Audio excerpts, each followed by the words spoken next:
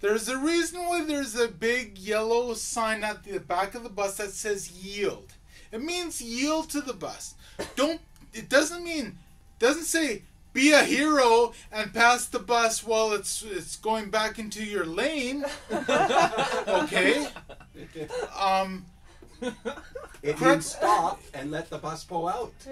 No. Now, the thing that gets me, though, is that these people who think that all the rights are theirs anyway, okay, they drive their little Hyundais or whatever, and they still do that, and it's like, I just want one day the bus to just not yield to you. Just plow somebody. Because in Run bigger her down. cities, they don't. Yeah. Here, the bus are still, well, a this little is bit a new, apprehensive. yeah, they're still friendly Yeah. to people sometimes and stuff. But in the big cities, man, you're not going to be able to get away with that. No, they just run you off the road if you get in their way. Yeah, Oh, exactly. There's people that need to get to places. Yeah. Now, on the bus, okay, when you get on the bus, don't be cool with your cell phone, because in most cases, when you're like at home or whatever, you're like, hey buddy, how's it going? Yeah, all right. Good.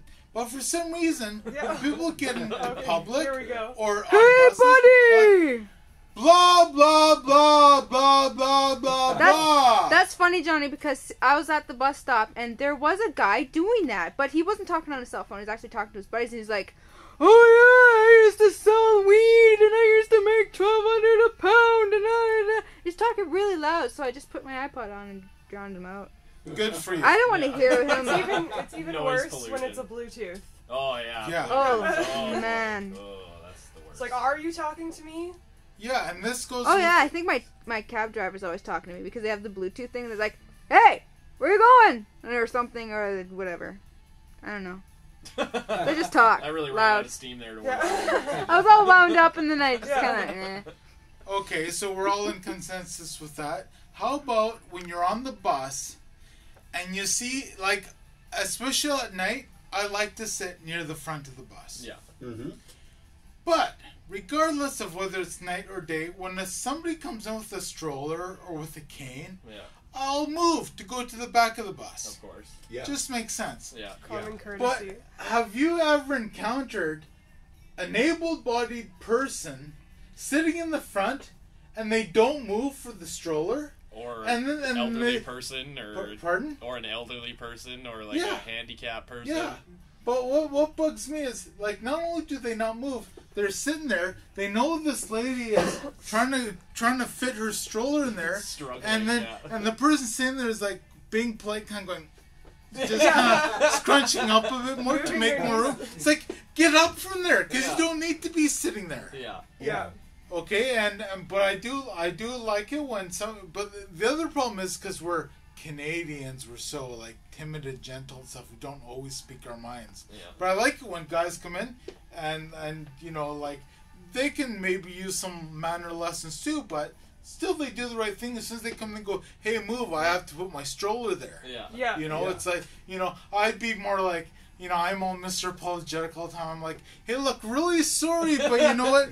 This stroller has to go there. It has to be able to fit there, and I can't fit my stroller there if you're sitting there. Yeah. But I say So it more, I polite. say it more not politely. Yeah, without Yeah. the pointing and yelling. Yeah. Yeah, the anger, the Yeah. Usually Vain see talking. most people move when somebody comes Yeah, in most with of the stroller. time. I mean, I think people are like generally good. I think a lot of it has to do with the fact that they're like a lot of the time people are just they're almost scared of social interaction with people that they don't know. Yes. And I and- blame Facebook. I Yeah, mean, it's- the internet. You know, it's that old theory of anomie and being disconnected from society and not knowing people and that kind of thing. It just makes people freeze up almost when they're faced with a situation that they're not comfortable with.